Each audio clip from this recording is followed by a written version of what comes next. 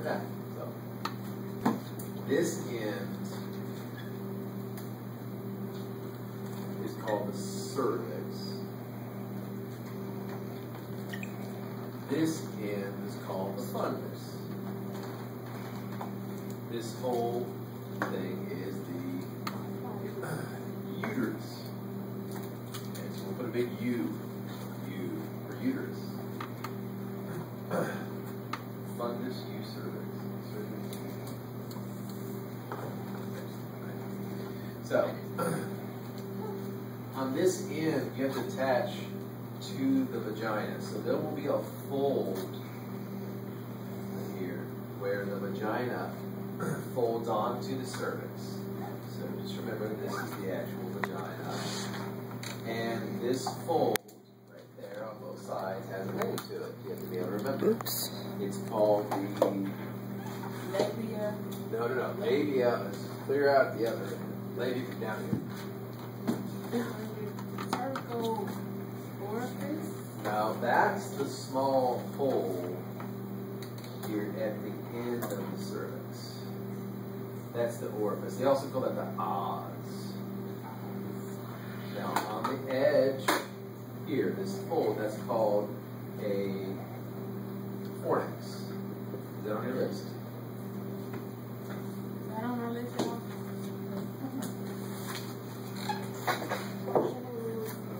Fornix, yes.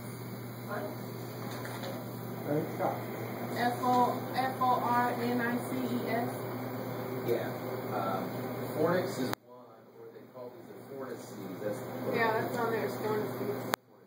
So you said it's a fold? Yeah. Now, this goes all the way around. So when you're looking at the cervix, it's a circular thing. So that fold is all the way around. Now, it's important we understand this area because this is part of the pelvic exam.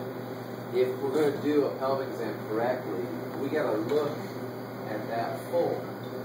So you're going to have something inserted in the vagina. You have to pull the side of the vagina over so that you can see into it, because otherwise it'll collapse. Now that's why they have the duckbills from hell, right? The speculum, when they insert that, what they're doing, when they open up the speculum, they're trying to see that edge. All the precancerous stuff tends to hang out in the fornices, or on the cervix, or in this opening. Now, to sample, they're going to put a bristle brush through the vagina, and they're going to put it right in the opening, the orifice. They'll push it in the opening, they'll spin it around, and then withdraw it. That's what they call pap smear, and that's what they're sampling is cervical tissue. That goes to the lab determines if it's precancerous, and they're looking for signs of HPV damage, right? The human papillomavirus.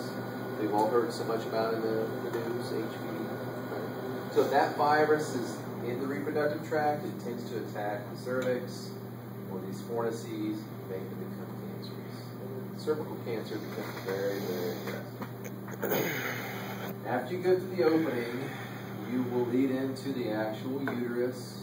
On the corner, we're going to see three things. We're going to put a 3 there. Just helps you remember. There should be 3 things on the corner of this uterus. The first item will wrap around to the abdominal wall.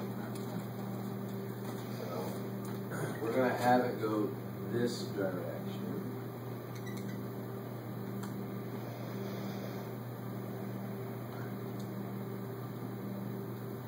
Now that structure is called the round ligament.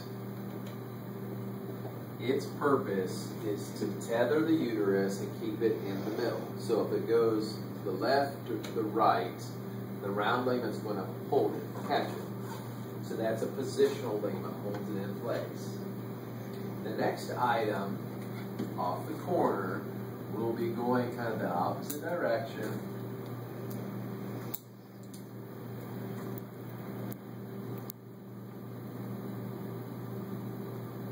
And that's referred to as the uterine tube. At the end of the uterine tube, you're going to find the ovary. Now, you saying uterine tube, you mean fallopian tube? Same thing.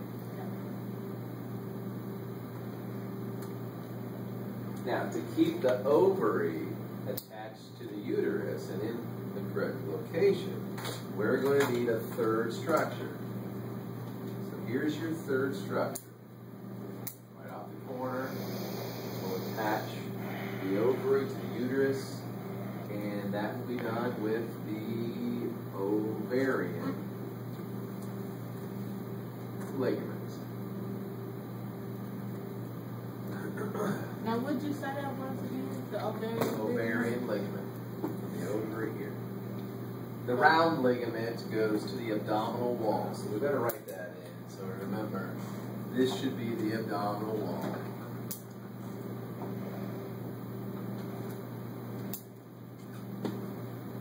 Now when you see these three, okay, that just gets you your bearings. Right? So now you got those three sorted out. Your next thing you're going to do is you're going to think of the foot of a duck. Is thinking of that, like the webbing between the actual toes. These would be like the toes, and there's a webbing that's found in between. So that webbing that occurs in each place here, so you'll see a little bit of it. Here, here, here. All of that that's in between is referred to as the broad ligament.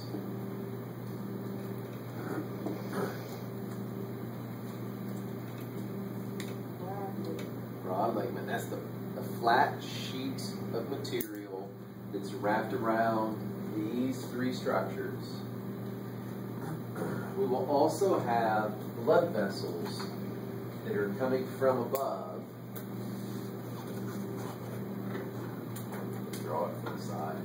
You're going to have another item here. This blood vessel that attaches to the ovary.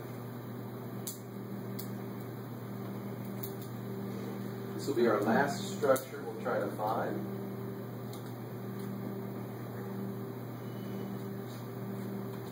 So it has the blood vessels. You guys actually know the names of blood vessels already. What do we call these blood vessels? It's a gonad.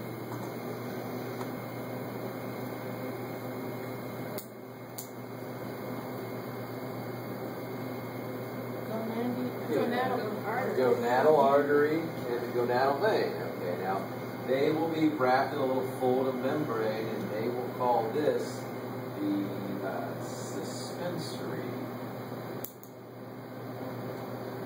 ligament.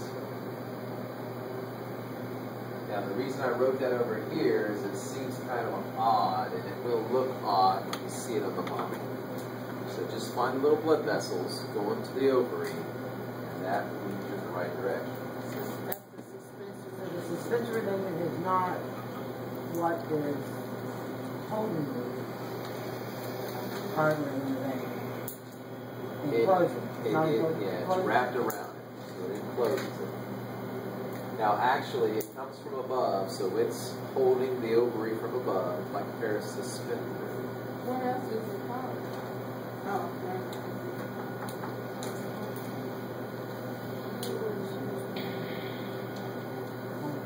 It's really an artery, though. Suspensory The artery and the vein are inside. That's what makes it unique. If you look at the book on that page